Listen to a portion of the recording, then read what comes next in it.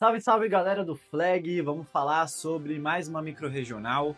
Eu sei que eu tô um pouquinho atrasado em relação aos acontecimentos da vida real, mas a gente vai falar da micro-regional Nordeste-Leste. Um campeonato que tinha um favorito claro e que impactou a forma com que os outros times deveriam jogar a competição. O Parnamirim Scorpions tinha claro favoritismo e das 3 vagas, basicamente 2 estavam em disputa. Nesse tipo de configuração, aprender com os erros durante o campeonato e conseguir ajustar rapidamente foi o que impactou para que Golds e Spectros conseguissem também a classificação. A gente vai falar desse campeonato, de como foi o desempenho da maioria das equipes e também fazer aquela projeção gostosa para o Regional Nordeste. Então já deixa o seu like, se inscreve e vem comigo. Disputaram a competição o time do Shiro, o America Bulls, Golds, Spectros e o Parnamirim Scorpions com 2 times, o B e o A.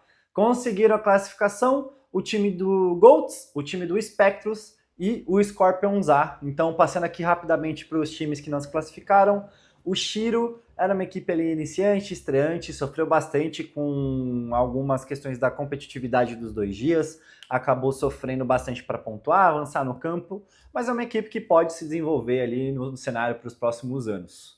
O America Bulls talvez seja um time que decepcionou um pouco, mas mais em comparação aos outros times, principalmente Golds e Spectros, fica essa sensação de que o América podia ter dado um pouquinho mais, mas a gente fala mais sobre no decorrer da análise dos times. Sobre o Scorpions B, a gente vai dar uma citada aqui rapidamente, mas é um time de desenvolvimento que tem muita estrutura ali, né, do time A, mas que claramente não consegue executar da mesma forma. Então, por isso é um time de desenvolvimento, né? As peças vão fazer a sua progressão para chegar no time principal. Mas bora falar sobre esses 3 classificados, começando do terceiro para o primeiro, porque eu quero te segurar nesse vídeo. Eu te analiso, eu sei, eu quero te reter aqui o mais tempo possível nesse vídeo, então a gente vai do terceiro para o primeiro, e também são os times que tiveram mais jogos para a gente poder dar uma olhada. Começando pelo time do Golds, que conseguiu a classificação a partir da disputa de terceiro lugar. Foi um time que, assim como o Scorpions, jogou a superfinal do ano passado. Foi um ataque, principalmente, que foi encontrando seu ritmo no decorrer da competição. Um ataque que começa muito agressivo, apostando em jogadas longas e lida com a glória e a dor dessa escolha. Ora conseguia big plays, ora era interceptado e se prejudicando dentro dos jogos. Mas no decorrer da competição, o time vai se equilibrando, apostando um pouco mais no jogo corrido, e o equilíbrio faz com que o Golds consiga dar passos maiores. Eu acho que não vale muito a gente entrar em detalhe de cada jogo do primeiro dia, mas vale a gente começar a falar do wildcard. No wildcard, o Golds joga contra o Scorpions B e fica muito nítida a dicotomia desse ataque. Eles se enfiavam muitas vezes em terceiras e quartas longas, mas muitas das vezes conseguiam resolver esse problema e alcançavam um first down, ou TD que seja. Mas é nítido também que a gente tem o melhor do ataque do Golds quando os estímulos são equilibrados. Quando o time só corre, também se bota em situações difíceis, mas quando o time é extremamente agressivo, ele também não consegue avançar em campo. Quando o Golds consegue equilibrar, correr e também usar da bola em profundidade, o time consegue ganhar estofo, avançar em campo e se fazer valer da grande dificuldade desse Scorpions B de defender a endzone para fazer as suas pontuações. Nesse jogo contra o Spartans B, a gente viu também uma oscilação defensiva que quase fez com que o jogo ficasse apertado. Então o ataque estava enfrentando essa oscilação natural, mas a defesa do Golds durante todo o campeonato foi a força motriz do time. Porém, quando a defesa precisou oscilar, o ataque consegue dar uma resposta positiva, só que também dentro dessa oscilação defensiva, o Scorpions B consegue pontuar e quase equilibra uma partida. Mas no final, o Golds consegue se reequilibrar, fazer as suas pontuações e realmente classificar e passar esse wildcard em relação ao time do Scorpions B, que realmente era uma equipe inferior ao que a gente tinha visto do Golds. Porém, esse grande período de oscilação fica para o primeiro tempo dessa partida. No segundo tempo, a defesa do Golds se reequilibra, consegue trazer turnovers, consegue fazer com que o Scorpions B não consiga mais fazer os seus avanços. Enquanto isso, o ataque se reestrutura, reequilibra os estímulos e consegue fazer as pontuações. Classifica o time a partir do wildcard para enfrentar o Scorpions A na semifinal, valendo a vaga para a regional. Na semifinal não tem muito o que a gente falar. O time do Parnamirim Scorpions claramente impôs mais dificuldades a esse time do Golds. Isso, aliado à grande quantidade de faltas que o time do Golds fez, facilitou muito a vida de um time que já era superior. Então o Golds sofre muito, a defesa, que era a principal força motriz desse time, sofre bastante plays, com faltas também, porque precisa ser um pouco mais agressiva para parar esse time do Parnamirim Scorpions, não consegue ser de forma limpa, vou botar aqui entre aspas, porque ninguém tá na maldade, né, mas comete faltas, o Scorpions vai avançando e vai punindo bastante a defesa do Goats, que é jogada para a disputa de terceiro lugar contra o Bulls. Então o que fica nessa partida é que num nível maior de enfrentamento, a defesa do Goats não conseguiu suportar a pressão, né, no sentido de pressão de profundidade, pressão de ataque de rotas, e tomou bastante ponto desse Scorpions, que é um time superior e era o amplo favorito a essa competição. Com isso, o Goats vai jogar a decisão de terceiro lugar contra o America Bulls, valendo tudo. Mais uma vez, um jogo mais importante da regional, da micro-regional. Uma coisa importante observar nessas micro-regionais é o quanto a disputa de terceiro envolve um certo nervosismo para ambos os lados. A gente sabe que é tudo ou nada. Na semifinal, se você acaba perdendo, você tem mais uma chance. Mas se você perde a disputa de terceiro, você dá adeus ao sonho do seu título nacional. Então, ambas as equipes estavam nervosas. E aqui a gente vai falar um pouco do Bulls também. Se um dos pontos de crítica da defesa do Goats foi falta de atenção em alguns momentos, uma queda de concentração, na disputa de terceiro lugar, tudo mudou.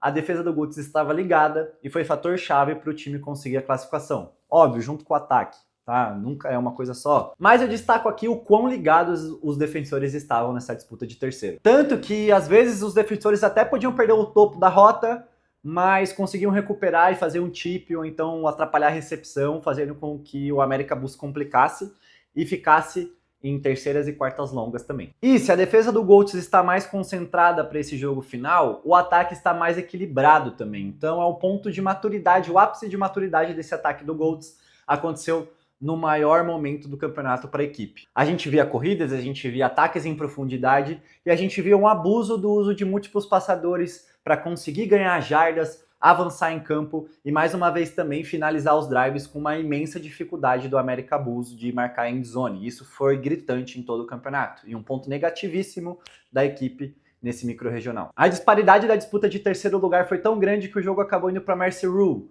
mostrando claramente que o fato de você aprender com seus erros durante o campeonato, tentar corrigir e levar como ponto de atenção é fundamental nesse tipo de campeonato, nesse tipo de disputa. O America Bulls cometeu diversos erros, assim como o Goats, só que o America não conseguiu corrigi-los a tempo. O Goats conseguiu ter um equilíbrio, ótimo trabalho da comissão técnica também dos jogadores para se manter a cabeça no lugar e voltar com uma outra abordagem que fez com que o time se classificasse para a regional. E passando aqui mais uma vez sobre os pontos do Bulls, a gente viu que quando o nível de enfrentamento aumentou, o time não respondeu bem. O melhor jogo do Bulls foi contra o Shiro, que era um time mais inferior ali em relação aos outros times da competição. Então, e mesmo nesse jogo a gente já via erros que foram totalmente expostos quando o nível de competitividade aumentou, como drops, dificuldade de avançar no campo e também uma dificuldade de fechar os drives defensivos, né? Então, chegar na endzone do América era muito fácil. Então fica aí o ponto de melhoria para a equipe para os próximos anos e para os próximos jogos. Vamos falar da classificação do Spectros, um time que também teve as suas adversidades durante a competição, mas que conseguiu mostrar evolução e entender o seu melhor ritmo de jogo para avançar de fase. O Spectros, diferentemente do Gold, se classificou de uma forma bem parecida com o Scorpions, então ele classifica-se para a semifinal e passa desse confronto contra o America Bulls. E um ponto positivo desse confronto é que, como ele aconteceu na fase de grupos, a gente pôde ver como o Spectros conseguiu aprender com aquela primeira partida, tirar lições valiosas de como jogar contra esse America Bulls e classificar a partir desses ensinamentos e aprendizados que tiveram. Então, mais uma vez, essa questão de aprender a jogar o campeonato, aprender o que você precisa ajustar e tomar uma decisão rápida. Se a gente comparar com a regional ali que rolou no Ceará, foi mais ou menos o que aconteceu ali com o Teresina Warriors. Então, esse aprendizado dentro do final de semana da competição é muito importante para garantir que os ajustes sejam feitos e que você consiga simplesmente jogar o jogo que você precisa jogar para se classificar. Ou então diagnosticar que a sua ideia original para o campeonato não funcionou. E o time do Spectros foi muito bem nisso. O primeiro jogo entre as equipes, ainda na fase de grupos, voltando na minha argumentação, foi muito caótico, com dois ataques bastante nervosos e erráticos, tentando achar ali um meio termo para pontuar. Tanto que do lado do Spectros a defesa foi segurando bastante, dando alguns turnovers para o próprio ataque, que não conseguia fechar os drives também. Mas no último drive do primeiro tempo, a equipe do Bulls tenta um arremesso milagroso, consegue, a defesa do Spectros, que até então vinha bem, deu uma oscilada no último lance do primeiro tempo e toma o ponto. O Spectros consegue reagir bem, tomar controle da partida, vai avançando, avançando, avançando, e o que ficou desse Spectros é que o time funciona na base da pressão. Quando o jogo tá 0 a 0, quando o jogo tá de boa, às vezes as coisas não funcionam, mas quando esse time tá com a parede nas costas, consegue reagir muito bem, e é algo positivo, pensando que talvez na regional essas situações aconteçam bastante. Mas, como eu disse na minha análise, esse primeiro jogo mostrou o caminho das pedras para o Spectros. O Spectros, que no primeiro jogo estava tentando ser muito mais vertical, atacar bastante o espaço, nesse segundo ele priorizou completar passes, independente da jardagem que eles tivessem.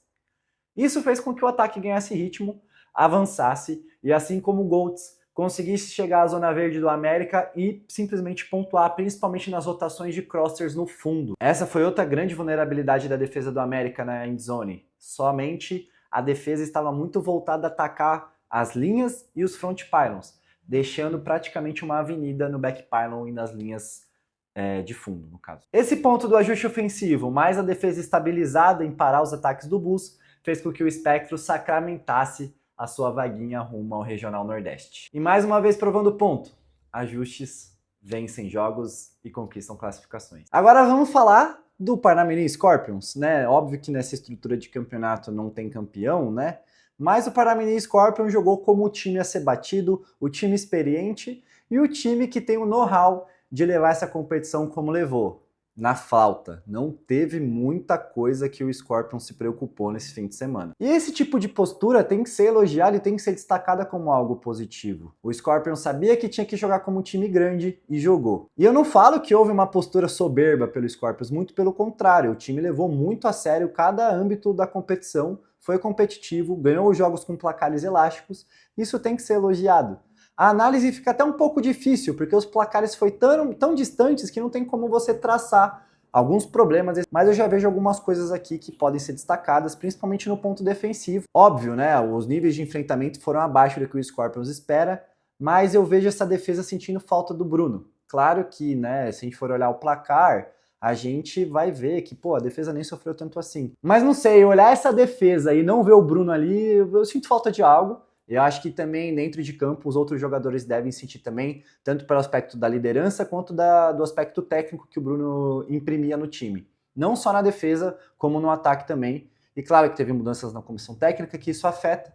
Mas em termos de micro-regional, o time do Parnamirim Scorpions doutrinou e não teve nada a se destacar negativamente. Dominou fisicamente, era o time mais físico, era o time mais técnico, era o time mais experiente. Fez o dever de casa, vamos dizer assim. E assim a gente termina a análise dos times. Obviamente a gente vai falar dos times que tiveram mais jogos, por isso que a gente fala um pouco mais de Spectros e Golds, mas vamos fazer uma projeção para essa regional. Então até aqui, nesse acompanhamento que a gente está fazendo, óbvio que a gente já tem mais classificados e que vocês já sabem, a gente já tem um Regional Nordeste quase que formado. A gente tem classificados o Golds, o Spectros e o Scorpions A. Vamos começar a fazer uma projeção do que esses times podem tentar angariar na regional. E começando pelo Scorpions, eu acho que é um time que está sem uma peça, né? Que o Bruno trocou de time, inclusive provavelmente pode jogar contra eles dentro do Mariners. Acho que a defesa cai um pouco, sente falta dele.